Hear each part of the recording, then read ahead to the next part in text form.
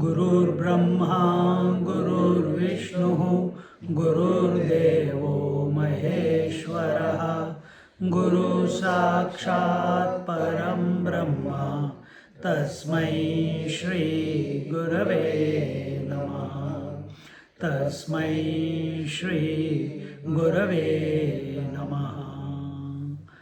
Satchidanandarupaya Vishvotpatyadihetave Tapatraya Vinashaya Shri Krishnaya Vayam Namaha Shri Krishnaya Vayam Namaha Shri Krishnaya Vayam Namaha. So, in that second chapter, Arjuna asked Sri Bhagavan that what is Shreyas, and Bhagavan told him about everything. But he didn't tell him what he asked. He answered his questions, if I go to hell and this and that, all that he answered. But his question was, Shreyasyat nishchitam bruhi tanme, shishyasteham shadimam upannam. And towards the end, after having told the lakshanas of the realized master, the men of wisdom, he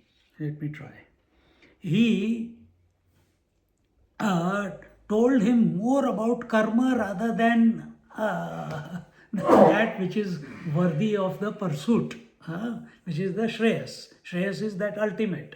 He was actually asking for Nishreyas. And therefore, Arjuna is confused again. He's been listening attentively. And he's thinking, man, I asked something, he's not, why did he not answer this? And why did Krishna not know the answer? Is that why he is not answering? But what we have to learn out of this second chapter, that those who are obsessed with karma, they can never attain moksha. Impossible. Why? Tell me, give me reasons, one by one. Because the individuality One by one. Tell me. As the individuality is still there. Individuality is still there. Next. Focus attention on outcome, results. Attention is focused on the outcome, on the result. Okay, good. Next. He will have to bear the outcome. Because there is he will have to bear the outcome. Next. The doership comes in. The doership is there, and that outcome is borne by the doer. Anything else? Same thing. I was about to say he took it. Karta bhokta. So where there is karta, there is a bhoktrutva abhiman, kartrutva abhiman, and bhoktrutva abhiman. These are the two tentacles of ego. So where there is a doer, there is a enjoyer. And as long as a doer is there, how can you transcend? I will bear it. How can you transcend? मेरे को tissue देना थोड़ा. बस एक और. As long as the doer is there, how can one aspire? They can think as much as they want, but how will the jnana, how will the bodh take place as long as the doer is there? The whole disposition is to dissolve the doer. So the first point here is that the karma has to be somehow negated. And yes, initially karma is necessary, efforts are necessary, initially. But as we see through the chapters of Bhagavad Gita, which we will be, but because we have studied it before, so second, third, fourth, fifth, by the fifth chapter, karma has been dropped. And fifth chapter, which is Dhyana Yoga, it begins. For Dhyana Yoga to happen without efforts, then these chapters were given. So, another point that is to be remembered is insistence in doing the karma. Insistence that I have to do karma. Insistence that I have to do japa. Duties. Insistence that if I don't do it, then who will do it? This stubbornness, this insistence will not allow you to do the japa and remain steady in japa. Second.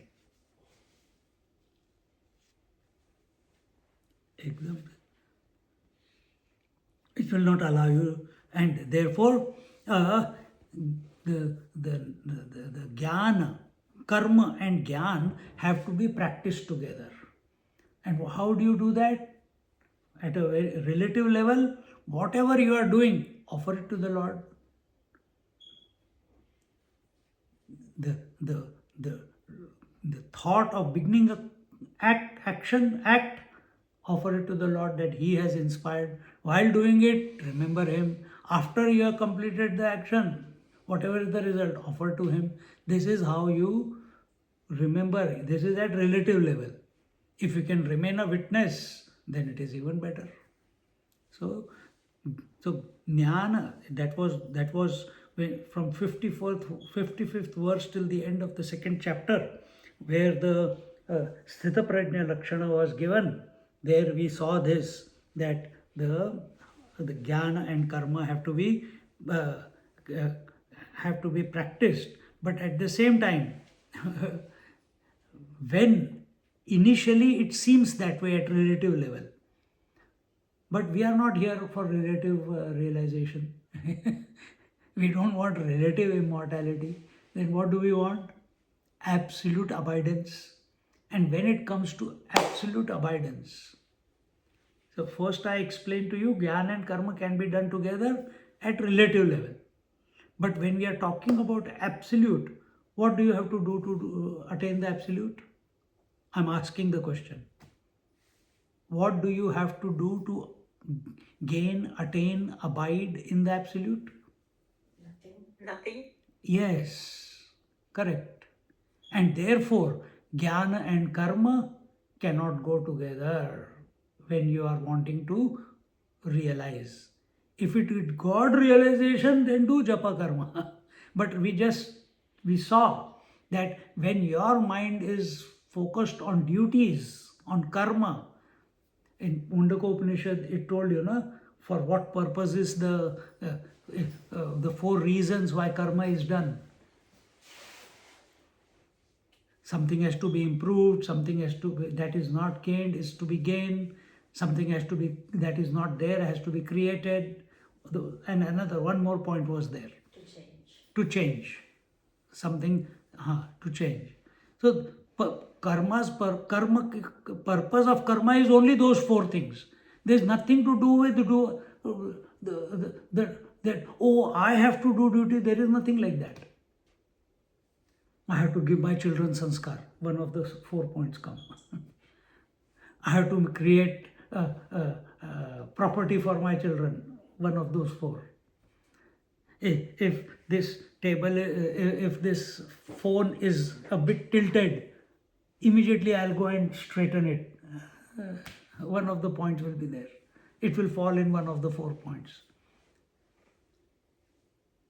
So here be very clear we think at relative level that we can do karma and jnana, but karma is done only for one purpose, chitta shuddhartham.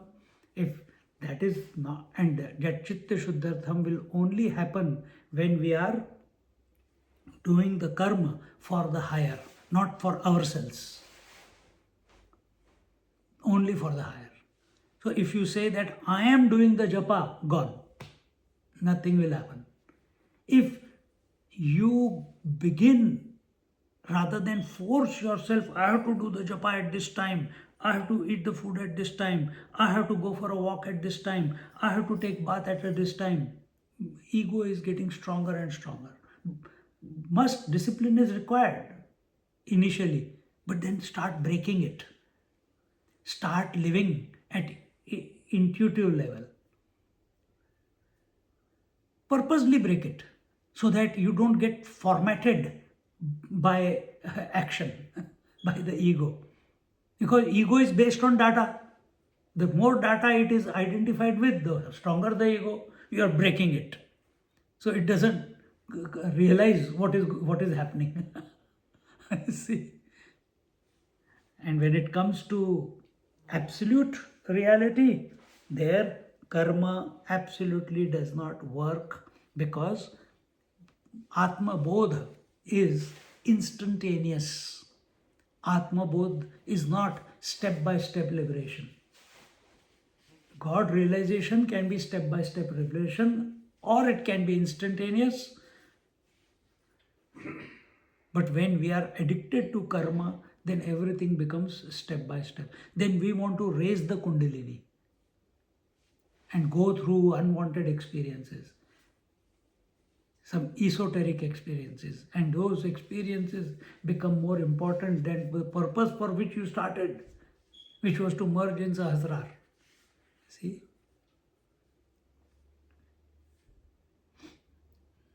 So, conclusion is that karma must be done as nishkama karma, and it can never be done along with the jnana, with the knowledge, and at the most we can take karma as a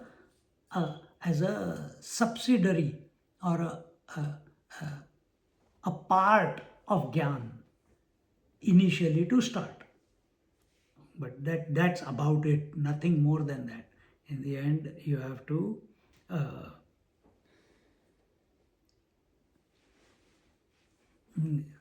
the important point is that when we go to 6th chapter, we will see. He will say, begin with karma. He will not say, go straight away, go to jnana. Towards the end of the 6th chapter. So it is not that jnana is superior, knowledge is superior, or karma is superior. No. At this moment, at the stage that we are in, we are all seekers. We have to see where we fit. Just if we say Gyan is superior, it will give me Atma Bodh, then I am a Gyani, I am not a Karma Yogi, No, don't fool yourself. Both are important. Find out first. Yesterday in the Upanishad we saw, re-evaluate, reassess. Re-evaluate. Find out. Even after evaluation, what are the natural tendencies that are expressing out of you? Then you will come to know that you have to pursue. Where is your mind going again and again? Is it naturally coming to abide with the Atma Chintan, or you have to force it to bring it to Atma Chintan? If it is naturally going towards the world, then do Karma Yoga. Nothing wrong. Purify. How long? As long as it takes. So find out what is your place in this creation. Find out where do you fit in. Which path you fit in. And don't force, we must not imagine, I think Jnana Yogi is a higher one and Karma Yogi is a lower one. कर्म नहीं किया तो खाना कैसे खाओगे, खाना कैसे पकाओगे, चलोगे, सब all activities going on. So be very clear about it. Arjuna uvacha, कहाँ गया? अरे हाँ,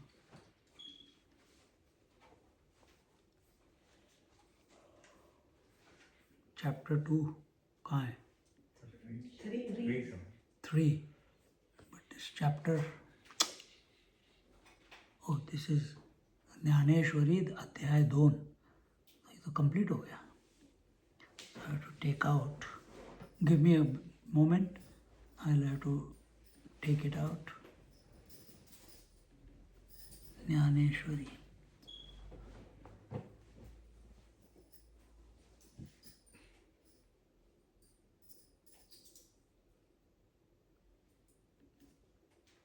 नहीं.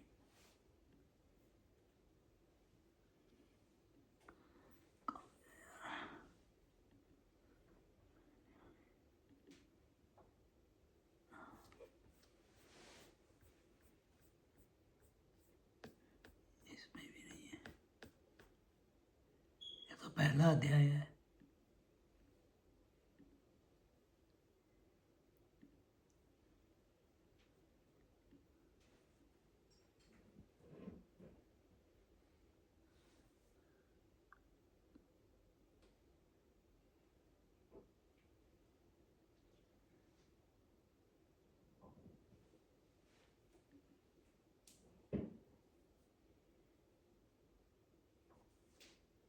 कहाँ गया यार?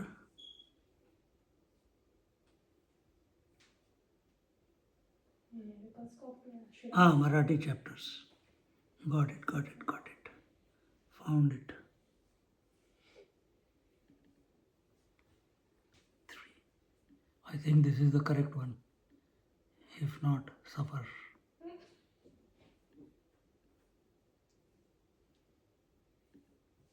ये ना देखो, मैं पढ़ के सुनाता हूँ. मग फर्स्ट वर्स. मग आयिका अर्जुने म्हणितले. करेक्ट. ज्ञानेश्वरी भावार्थ दीपिका अध्याय 3.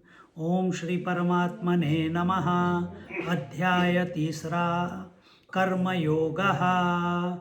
जायसी चेत कर्मणस्ते मता बुद्धिर्जनार्दन. तत्किं कर्मणि घोरे माम् नियोजयसि Keshav. Together.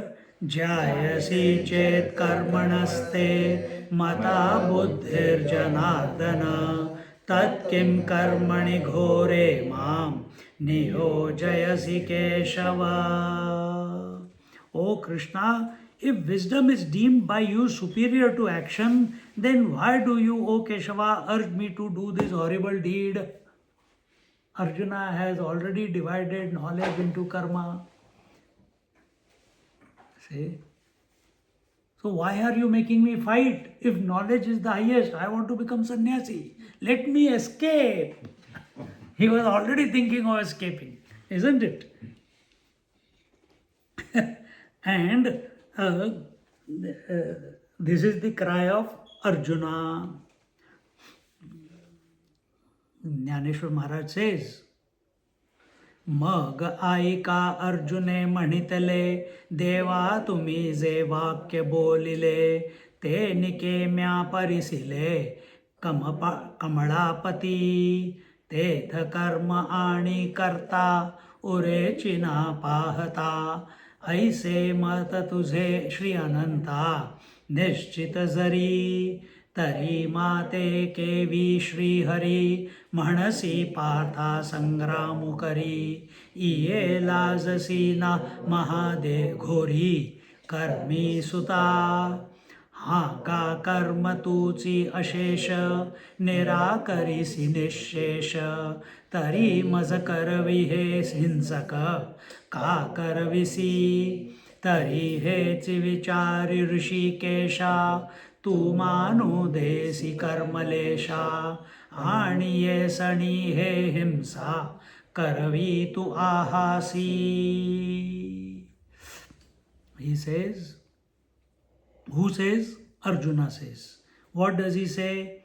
He says, I have carefully listened to whatever you have said, O merciful Lord, from what you say it appears that both the deed and the doer do not survive. When the wisdom dawns, when the Atma Bodh happens, the doer and the deed both vanish, both get dissolved. And who is Arjuna? He is a karmat. He is a doer. He is a king. A king means he is a prince. He is the greatest archer. He is a fighter. So all his life he has been doing.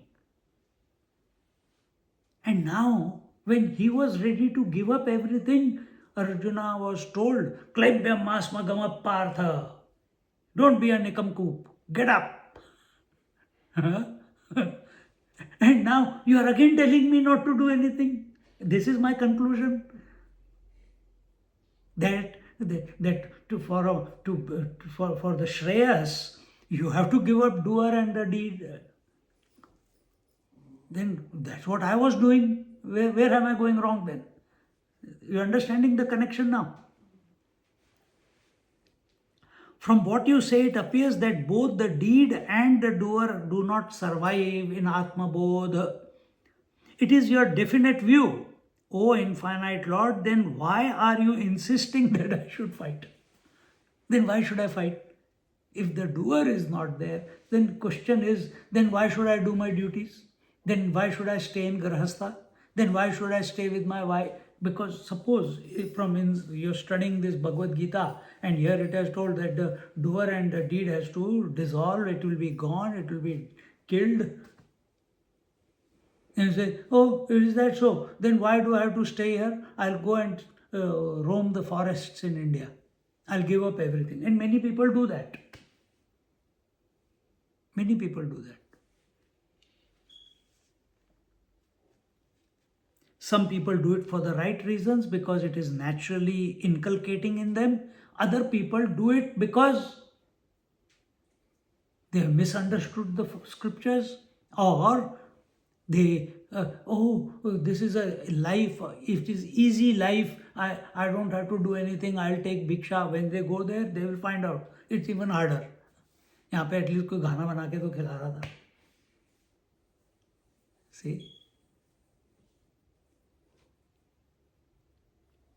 Don't you feel any scruples in involve me in this heinous crime? So the worm, the kida, the virus, that he is doing wrong by fighting the war has not yet left, because he has not understood karma completely.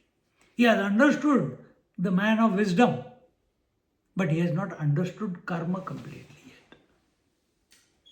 Why are you then involving me in this crime where I'll have to kill my guru, my teacher, my cousins, my elders, youngsters?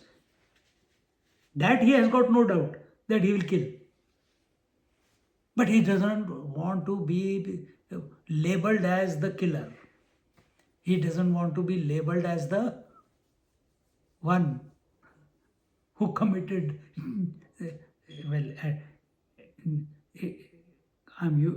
no, on a battlefield, it is you are sanctioned to kill. You are sanctioned to kill. Since you have negated action in its entirety, then why are you forcing me to do this violent deed? Again, still, this virus is still there.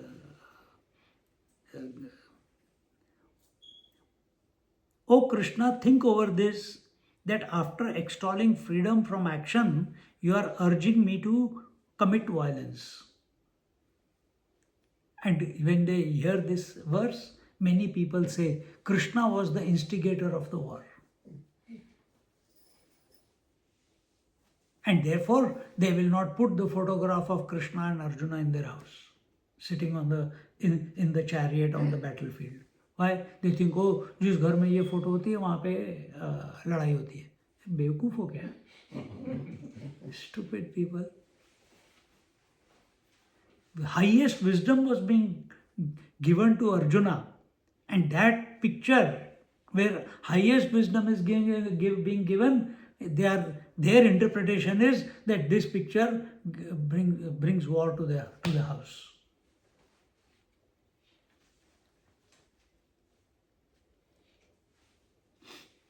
He continues. He says, Vyamishrenev vakyena buddhim mohayasiva me tadekam vada nischitya yena shreyohamapnuyam. Together, Vyamishrenev vakyena buddhim mohayasiva me tadekam vada nischitya yena shreyohamapnuyam. He says, with perplexing words, you are confusing as it were my understanding. Tell me positively the one way by which I shall win the highest good. He's still focused on the Shreyas, actually Nishreyas. He doesn't want Shreyas and Preyas. He wants Nishreyas. We have to understand through his questioning that he is not looking for, yes, in the first chapter he was talking about Shreyas, which is going to heaven. So we can say he was asking for heaven, but when he asked the question, from the answer that Krishna gave, we see that the question was not about going to heaven, but the question that he asked was, I want the highest good. The highest good. And the highest good is not Shreyas, it's Nishreyas. And Nishreyas means the absolute good. So he says, so let's see what he says and then we'll take it. Deva tuansi aise bolave, tari amhi nenati kai karave, आता संपले म्हणपा आघवे विवेकाचे, हा गा उपदेश जरी ऐसा तरी अपभ्रंशु तो कैसा, आता पुरला आम्हा धिवसा आत्मबोधाचा, वैद्युपथ्यवारुणी जाये मग जरी आपणची विषसुवे, तरी रोगिया कैसने जिये सांगई मज, जैसे आंधळे सुईजे आव्हांटा, कामाजवण दीजे मर्कटा, तैसा उपदेशु हा गोमटा, ओढवला आम्हा मी आधीची काही ज्ञाने, वरी कवळिलो मोहे येणे, श्रीकृष्णा विवेकू या कारणे, पुलिसा तुझ. We'll come back to more. He says, Lord, if you talk like this, what should ignorant men like me do? I should say that reason has now reached its tether, means its limit. If this is your advice, how does it differ from a confused statement that is how you have satisfied my craving for knowledge? See, very important point. What is the important point? What do you get out of this? Arjuna is confused. Before also he was confused. What was he confused? To fight or not to fight? Now what he is confused about? Karma and Jnana. Atma. What is more important? One hand you say you have to give up the doer and the deed, and another side you say you have to fight. understand. This is very, very important point. Very important point. Teachers, when we approach teacher with the intention of knowing the truth, the teacher will never tell you straight. He will always put contradictions in front of you. You have to navigate through that contradiction and catch. Like in Kena Upanishad, he asked, what is that which prompts the senses and the mind? The teacher said, I'll tell you what my teacher told me. What? It is the eye of the eye. It is the ear of the ear. It is the prana of the prana. It is the mind of the mind. And the student was thoroughly confused.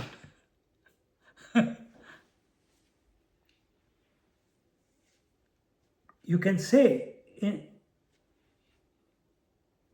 in jest we say he was thoroughly confused, just like here Arjuna seems to be confused. But because of that confusion, he becomes available. Because of the, not confusion, contradiction, he becomes available. He becomes available only if he is alertly listening to the words of the teacher. And Arjuna is listening, so he will become available. So he will move forward. That is the paddhati. Nishreyas, the absolute good, is not something that can be handed by the teacher to the student. It cannot be handed. The teacher can only guide. The student has to realize.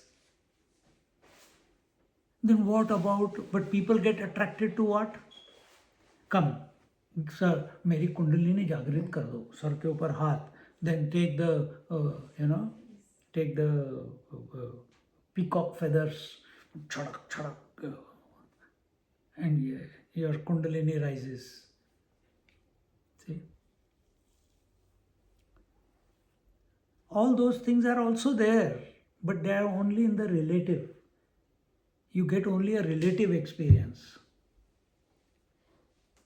And it will be temporary, as long as his will is there. But here we are not asking for a handout. We are seeking grace. For grace and grace is everywhere, all the time. Grace is everywhere all the time. Then what is required if it is everywhere all the time? Becoming available. Being available, not becoming, being available. Being available. And that availability happens when contradictions are presented to you. You don't realize this, even in Upanishads there are, we are not going too much into that, but in question answers it comes. But all that analysis, in one Upanishad something is said, another Upanishad something is said, all that is analyzed in Brahma Sutras. All the contradictions between the Upanishads.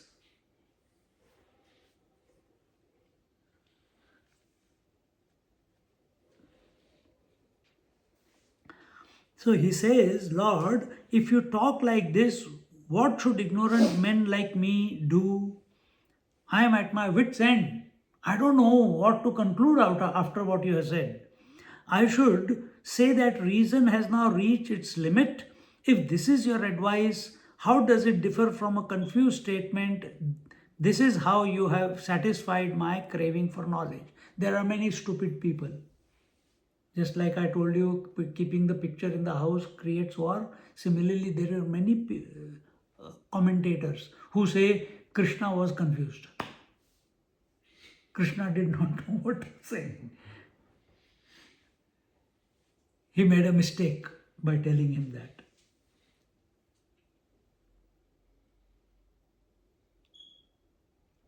If a physician, after prescribing a diet, himself gives poison, how will the patient survive? Very important point. From Arjuna's point of view, it is correct. that after prescribing medicine, he is giving poison. But what if the poison itself is the medicine? That contradiction itself is the medicine. See, that he's not available to that right now. He's searching for answers. Pray tell me that as one guides a blind man into a blind alley or offers wine to a monkey, so your good advice has completely bewildered me. If you give alcohol to a monkey, he will go crazy, man. As such, he is a monkey mind. Just like that monkey with the alcohol goes crazy, our mind, Arjuna says that my mind is going crazy like that monkey mind. It's not able to hold on to anything.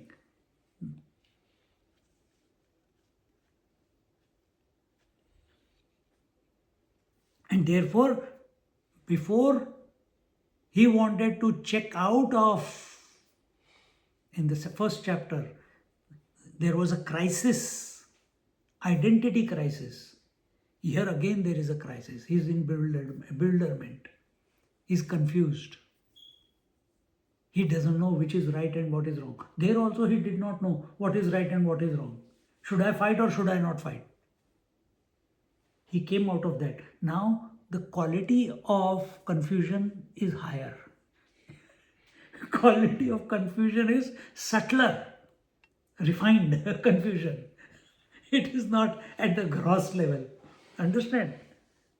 Because when you think like this, then suddenly the picture starts coming in front of you. What was happening to Arjuna? Where is he? Where was he then and where is he now? You have to read between the lines. So your good advice has completely bewildered me. As I lacked understanding and was moreover confused, O Krishna, I sought your advice. I was already confused and I came to you for advice and I am still confused.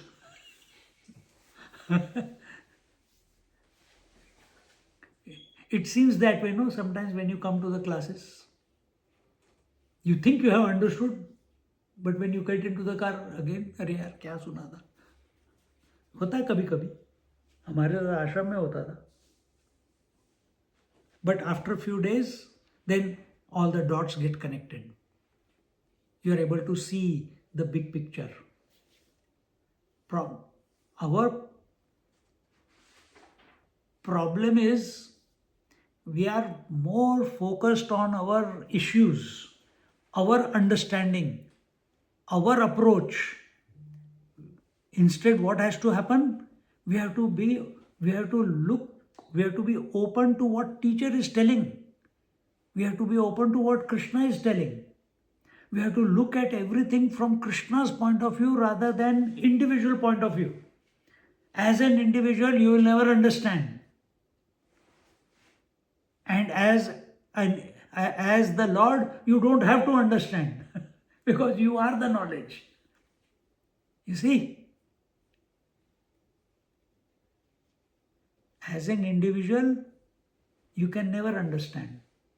And as the Lord, you don't have to understand because you are a mass of homogeneous wisdom. Satchidananda Swarup. You cannot say anything wrong. Completely integrated. Arjuna, completely disintegrated. That is the difference between individuality and totality, isn't it? And that disintegration has happened. Why? Because of identification. With what? With this body. I am only this body. And what is the Lord? No identification. What is His disposition? All is in me and I am in all. So from that standpoint, if you read very quickly, it will click. But from individual point you try to understand, there will be only confusion. There may be appreciation to how I am explaining these verses or Dnyaneshwari Maharaj's thing. I am adding some things to it so that it becomes, digestible.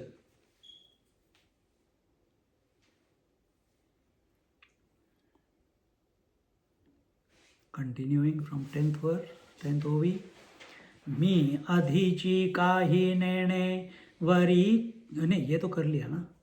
तव तुझी एकैक नवाई, एथ उपदेशा माझी गोवाई, तरी अनुसरलिया काही, ऐसे कीजे. आम्ही तनुमनु जीवे, तुझिया बोला वोटंगावे, आणि तुवांची ऐसे करावे, तरी सरले म्हणा. आता ऐसिया परिबोधिसी, तरी निके आम्हा करिसी. एथ ज्ञानाची आस कायसी, अर्जुन म्हणे. तरी ये जाणिवेचे तरी सरले, परी आणिक एक असे जाहले. जे थिते हे डहुळले, जे तिथे हे डहुळले, मानस माझे.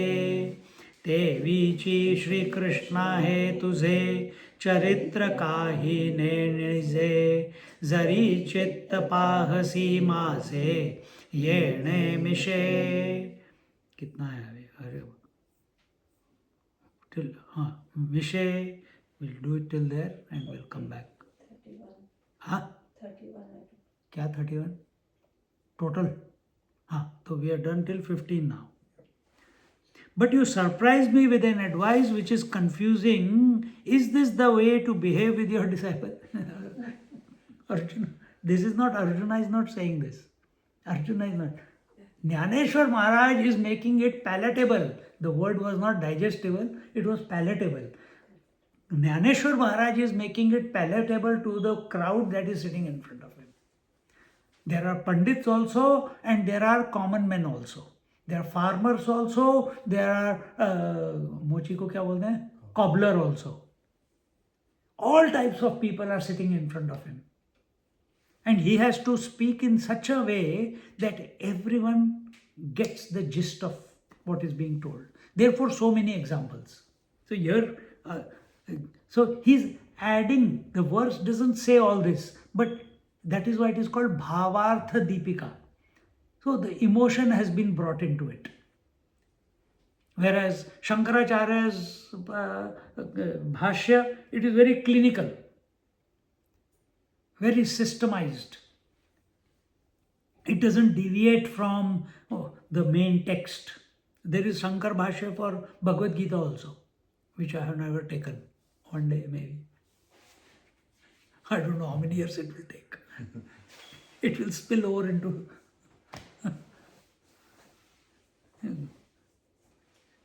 it should spill over into realization. He says, is this the way to behave with your disciple? See, there is one rule. In Mundaka next verse it is there, where we are going to start on next Wednesday. And that is, if any qualified student comes to a Shrotriya Brahmanist Guru. Yesterday we talked about Shrotriya Brahmanist. And what was the qualification of a student? That he has re-evaluated his life and come to the conclusion that everything in this relative world is ephemeral, is changing, is temporary, they're finite, therefore not worthy of pursuit. Thinking in this manner, and on the other, then what I should think about? Then I should think about the Bodha. I should contemplate on the Brahma Bodha. So when you think like this about the world, dispassion will get inculcated. With that dispassion, then how to get Atma Bodh, how to get Brahma Bodh, then with that dispassion, which is not born out of frustration, but out of knowledge, out of wisdom. And the wisdom is that everything is changing, nothing is permanent, I cannot hold on to anything, drop it. Drop it means, then what is that permanent which I should be pursuing? I don't know what it is.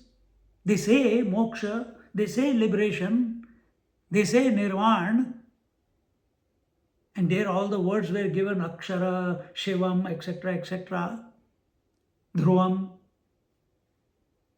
But then what? How do I? Oh, I go with that frame of mind. In this manner, he approaches the teacher.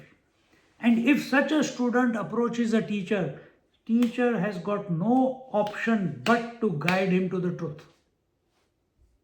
He cannot deliver the truth, but he can give him the correct import of the scriptures, that even scriptures have to be dropped. Meaning, in other words, objectivity has to be dropped. See? And therefore, when Ravana does sadhana, Brahmaji has to give him. When Bhasmasur does sadhana, Shivji has to give him the boon. Because he has become qualified for it.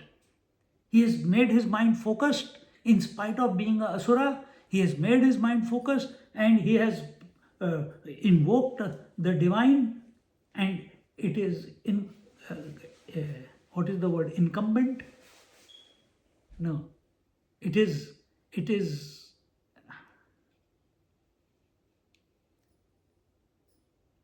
the Lord who has been propitiated by the seeker, by the tapasvi, wherever he is, whatever he is, when it reaches a certain climax, reaches a certain maturity, he is invoked. He has got no choice. He has to appear in front of him. He has to bless him. If Dhruva wanted to have the darshan, Lord had to come and give him darshan. If Ravana wanted immortality, Brahmaji had to give him immortality, and he said, I can't give you. But whatever he asked, something close to immortality, he gave him. Bhasmasur said, I want to, whoever I put my hand on must become ashes. He says, Tathastu. They have got no choice. They have got no choice. But when that person comes in the proper manner, there they do, tapasya. Here it is, in Gyan Marg, it is dispassion with wisdom.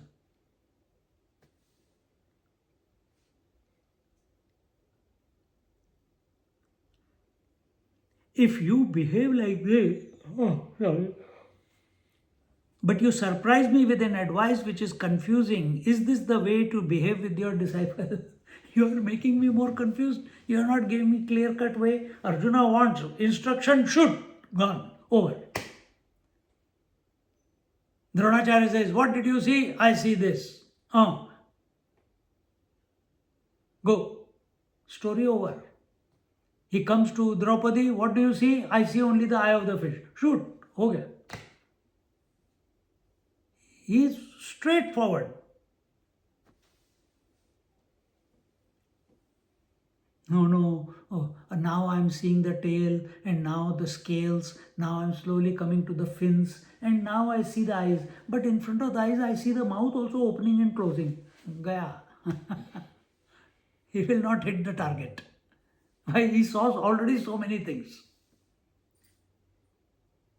And this is the sadhana. When you go to Srimad Bhagavatam, there also, when the Lord is invoked, you imagine the Lord rising out of the lotus of your heart.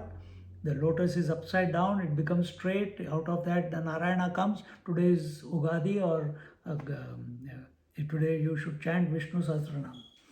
So the Lord Vishnu comes out, Narayana comes out, and you see him, and as you become focused on him, slowly, because 4 hands, 4 instruments in his hands, hair,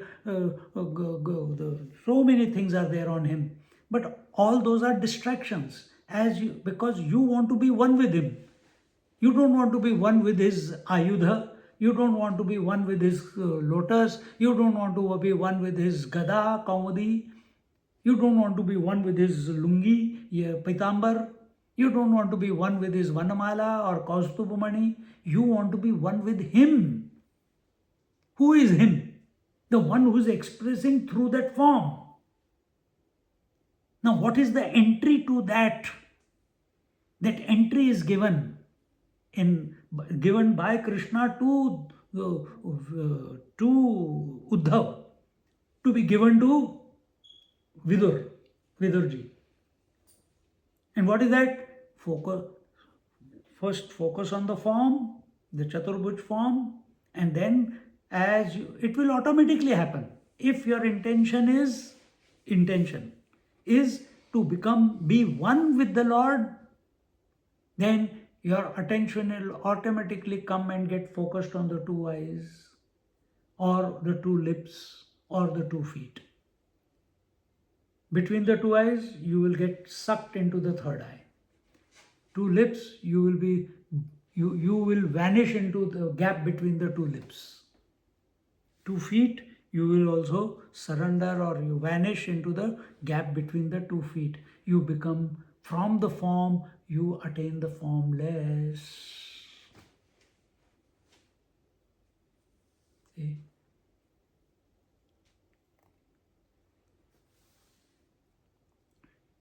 I solely depend upon your instruction. If you behave like this, I should say I am undone. Why? How dare Arjuna speak like this to him? Because he is his cousin brother. He is his mate. He is his sakha. And therefore, he feels he has the freedom to speak to him in this manner. And as the chapters go by, his reverence for Krishna will keep increasing. And afterwards he realized, I did not realize who you are, man. I slept with you, I ate from your food. My God, I committed so many mistakes. You see? But here, he is making that mistake of speaking in this, reprimanding the Lord. Reprimanding the Lord. I should say I am undone, because I thought you have all the answers and you will give me the answers. They say you are the Lord, but you have made me even more confused than before.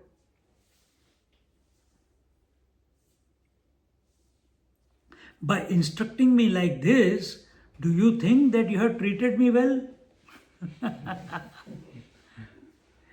Are you doing justice to the one who has fallen? Arjuna has never fallen at anyone's feet. Arjuna, if someone calls him Klaibya, he would have been without his head instantaneously. But Krishna has called him Klaibya, and he dare not lift a weapon against Krishna. Why? He has seen the wisdom of Krishna.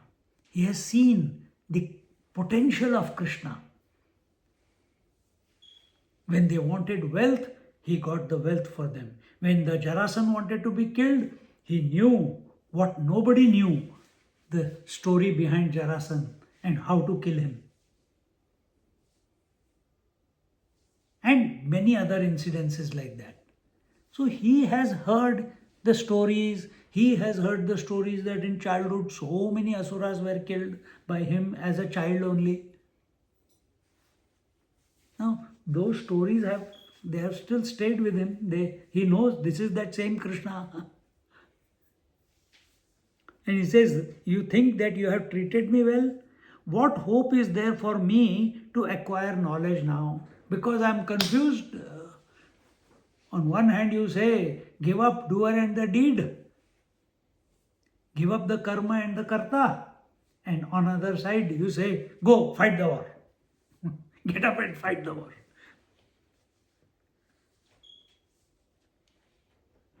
I think I got no hope now. He's going into self-pity, little bit, or maybe doing the drama so that Krishna gives him the knowledge. Who knows? My desire for knowledge has gone. Moreover, my mind, which has been steady so far, has now become unsettled. From 10th verse till 9th verse, his mind was unsettled. First chapter, totally unsettled. Second chapter, after getting the scolding from Krishna, it became a little bit settled. But by the 9th verse, he says, but whatever I said in the first chapter is correct. All the reasons he gave for not fighting. And then when he heard from 10th verse till the 31st verse, the wisdom, the Atma Bodha, the mind settled. He got inspired. And then naturally there was some questioning that came, and for that the Karma Yoga was, some part of the Karma Yoga was given.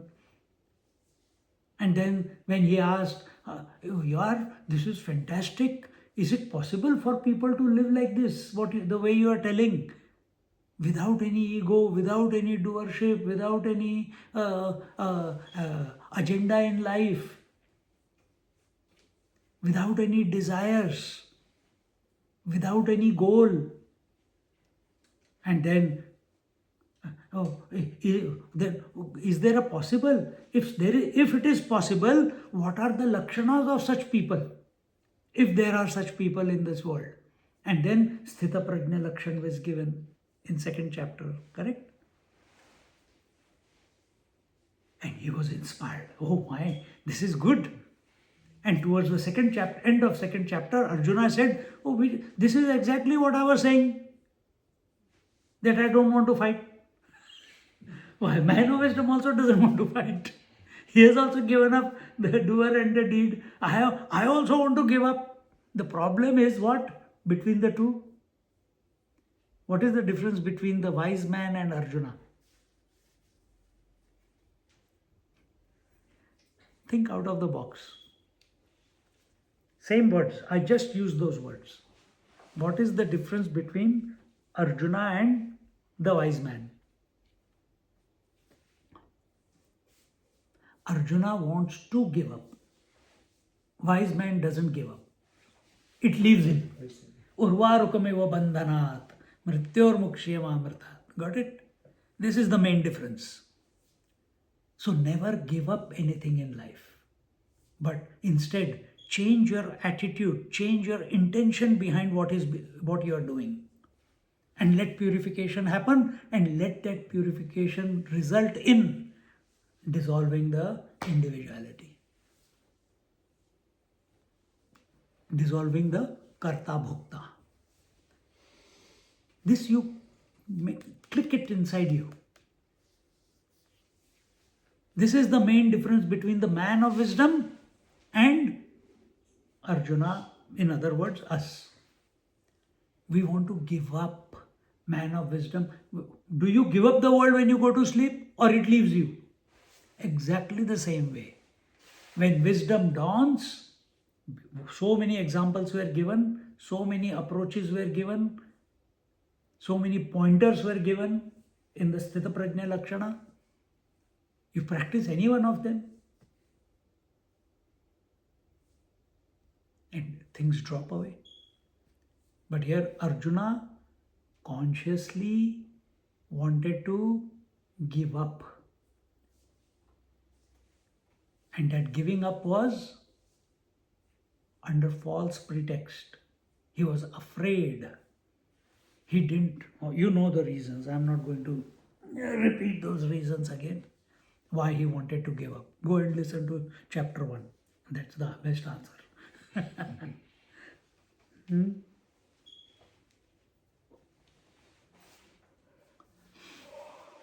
So he says that I was enjoying the wisdom that you are imparting me. I was enjoying the lakshanas of the man of wisdom. But towards the end, you have confused me now. And that is his confusion. It has not clicked to him what? That he wants to give up. A man of wisdom doesn't give up anything. Everything leaves him as a result of maturity, of wisdom. And that's why he's confused, because he thinks he has to, this is our lot. He thinks he has to do something.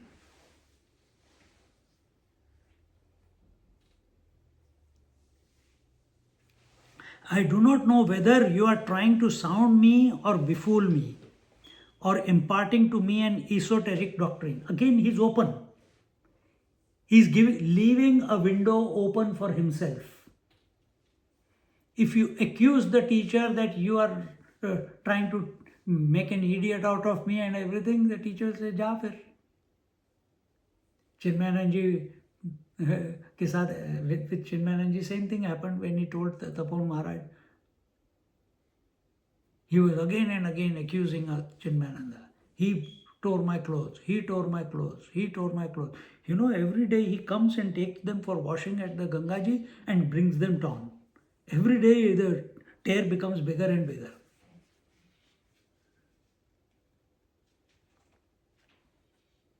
And then when Chinmayanand said, okay, I'll buy you a new one.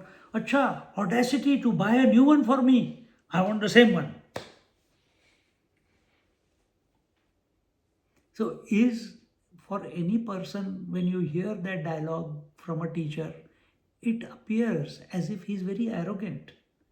It appears he's unreasonable. It appears, I think he's gone cuckoo. Chinmayanand also thought the same way. So he walked away. But he had the wisdom to come back and accept that, yes, I tore the clothes. Now what? He didn't even say now what. I tore the clothes. Accept it.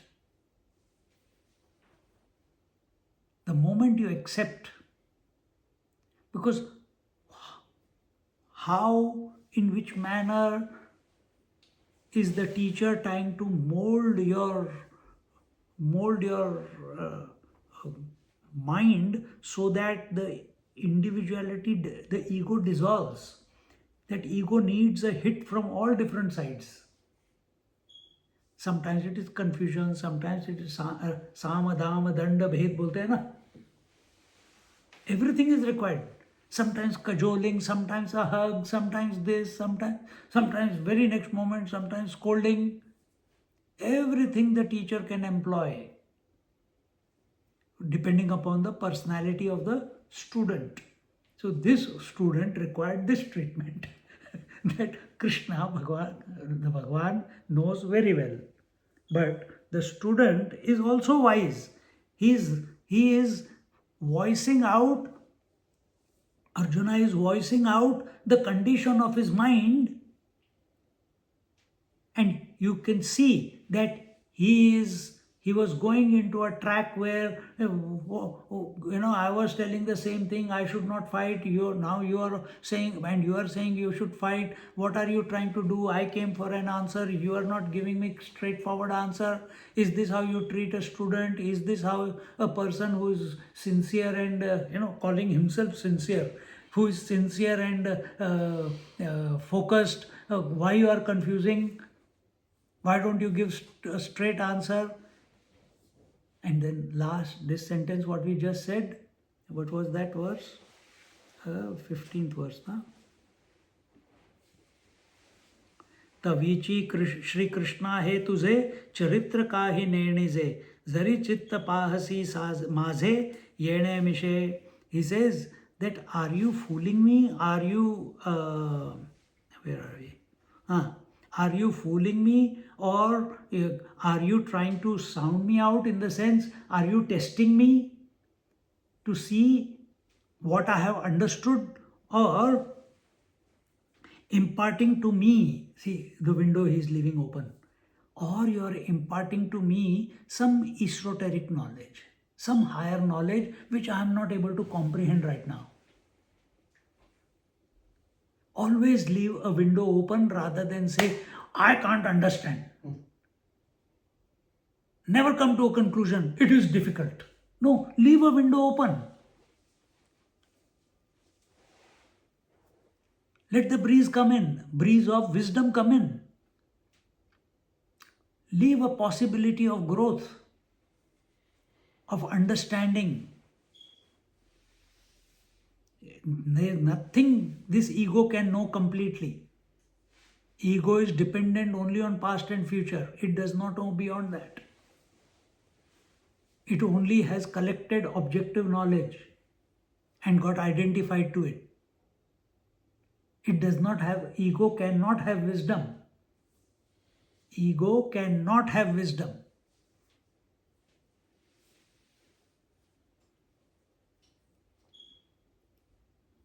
Continuing.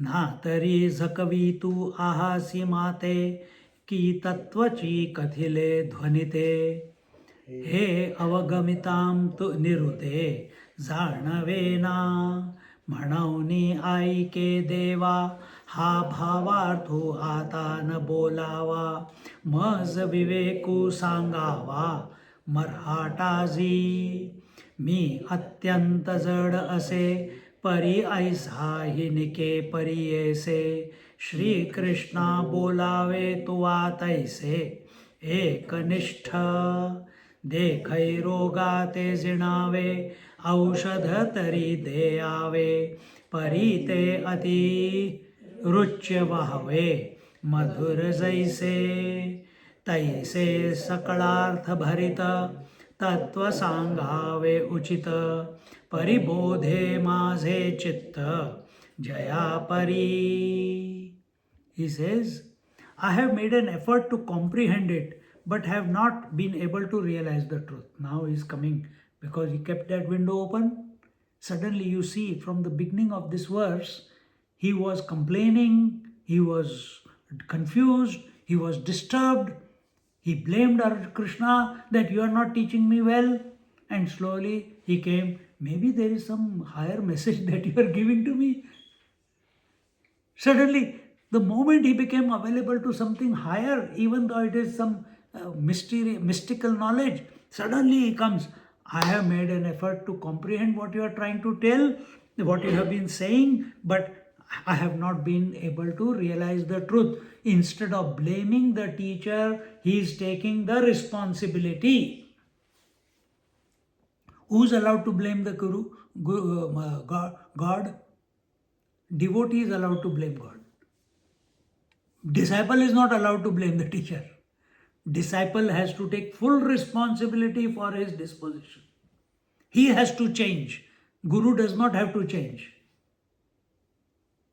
But in a devotion, path of devotion, the God changes. He appears. Avatare. पाही माम पाही माम पाही माम. अच्छा क्या हो गया, क्यों चिल्ला रहा है? See, this is the main difference. So he has done both. He has said, I am क्या था? शिष्यस्तेहम शाधिमाम tam prapannam. So he has declared in the beginning of the second chapter, I am your disciple and also I am surrendered to you. So he is taking the liberty of both sides. Somewhere he blames the Lord, somewhere he is taking the responsibility. That maybe I have not understood. I have not been able to realize this, its truth of what is that truth?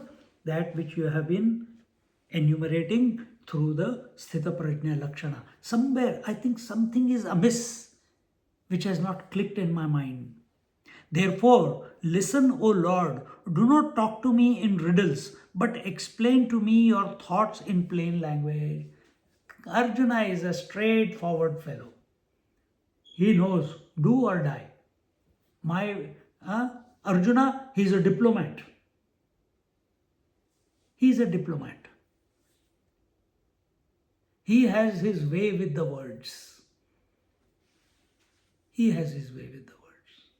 Therefore, he could have 16,108 wives. He must be having a very good way of words. See? O Krishna, see how Arjuna is coming to recognize his faults, coming to recognize his inability to understand. First he blamed, now slowly he is taking full responsibility. Now he says, O Krishna, dull-witted that I am, Give me your advice in such a way that I too can understand it. If you keep thinking that I am confused, you have made me confused, then there is no window open to escape. You are stuck in confusion. He started off that way. And now where he has come to, that I am dull-witted, I don't have that acumen. Can you put it in simple words? Can you, because that was the 10th to the 31st verse was the highest knowledge. Sthita Prajna Lakshan is the highest knowledge. He says, can you put it, make it common man language, man? Tell me, 1 plus 1 is equal to 2.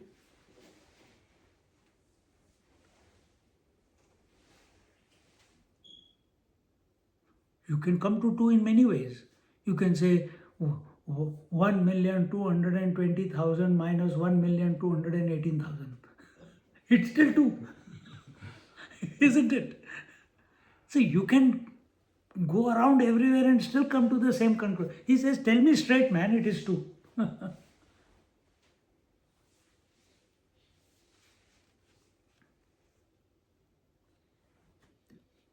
Where there is straightforwardness, arjavam. Arjuna is arjavam. That is his quality. He is straightforward. He doesn't want to beat about the bush. Let me contemplate. Let me think. This was a bit quite deep, you know. What you spoke was very, very deep, Krishna. Give me a few moments to contemplate. Oh yeah, now I got it. Nowhere in the whole Bhagavad Gita he said I got it except last. And here he is telling I am confused. This language and last chapter language, nowhere in between it comes. Because from this moment onwards, when Krishna starts speaking, it's an upward trajectory. No confusion. The confusion just keeps leaving him. There's no doubt in his mind that what. Because now Krishna tells him succinctly, step by step. But he only asked, give me the highest knowledge, so he gave. What is his fault? Now he is asking, tell me step by step, tell me what words here? Simple language. In simple language. So what is simple language? 1 plus 1 is equal to 2. 2 plus 2 is equal to 4. 4 plus 4 is equal to 8.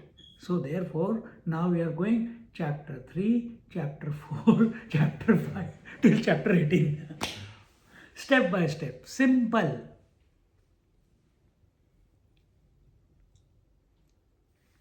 But point is, very important point. He is not dwelling in the identity crisis right now. He is not dwelling in identity crisis. He is dwelling in contemplation. He wants to know more. Yes, he is confused, but he wants to know that jigyasa. What is jigyasa? The urge to know has been kindled in his heart. That has been kindled. And this must be kindled in us also. When this is kindled, then automatically, yesterday's verse, you will start reevaluating, or you may not even reevaluate that top. Once it gets kindled, then your focus towards the divine becomes natural. There's an inner pull, just like a mother has an inner disposition to keep thinking about the child from morning to evening. Same way, when this inner shift happens, you keep thinking of the divine all the time. Now, in such a way that I too can understand it, while it is necessary to prescribe a medicine to cure a disease, it should be very tasty and sweet. You know, he's telling Krishna, Dnyaneshwar Maharaj is saying, because Dnyaneshwar Maharaj is speaking to all these people in front of him. He says that the diction should be such that it is sweet, it is palatable, it is digestible. And without knowing, it gets consolidated.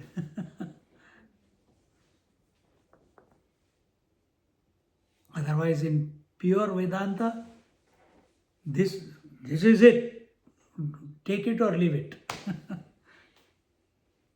Neti neti. What neti neti? Leave everything. Everything that is changing, leave it.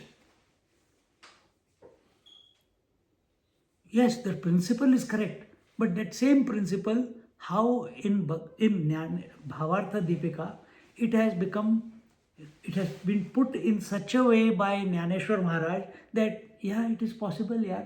He is also confused, I am also confused. See? Then you start relating to Arjuna. That he was a Pandava. He was he was the son of Indra. But he was as confused as I am right now.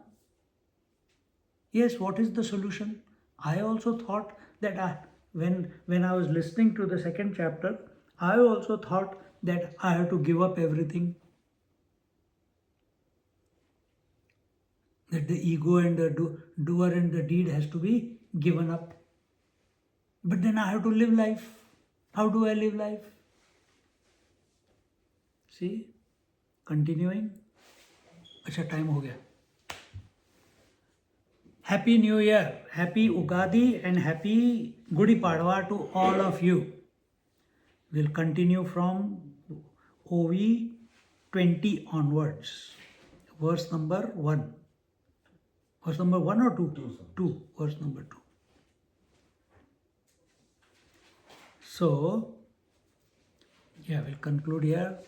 Om Purnamada Purnamidam Purnat Purnamudachyate Purnasya Purnamadaya Purnameva Vashishyate. Om Shanti Shanti Shanti. Hari Om Shri Gurubhyo Namaha. Hari Om.